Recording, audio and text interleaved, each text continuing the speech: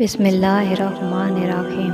شیخ Saadi رحمۃ اللہ علیہ بیان فرماتے ہیں کہ میں کچھ بزرگوں کے ہمراہ کشتی میں سوار تھا اور ہماری کشتی کے پیچھے ایک اور کشتی آ رہی تھی۔ اتفاقاً وہ چھوٹی کشتی ڈوب گئی اور اس میں موجود دو بھائی بھنور میں پھنس گئے۔ ہماری کشتی میں موجود ایک بزرگ نے ملاح سے کہا کہ تم ان دونوں کو زندہ نکال لاؤ تو تمہیں ہر ایک کے بدلے 50 دینار دوں گا۔ ملاح نے دریا میں چھلانگ لگائی اور بھائی کو زندہ بچا لیا جبکہ دوسرا مر گیا۔ میں نے ملاح سے کہا کہ یہ زندہ اس لیے بچ گیا کہ اس کی زندگی ابھی باقی تھی جبکہ دوسرے کا وقت پورا ہو چکا تھا، اس لیے تم اسے بچا نہ سکا۔ ملاح نے میری بات سنی تو مسکرا دیا اور کہنے لگا کہ آپ کی بات درست ہے، مگر اس کی ایک وجہ اور بھی ہے کہ میں ایک مرتبہ جنگل میں سفر کر رہا تھا اور جب دوران سفر تھک گیا تھا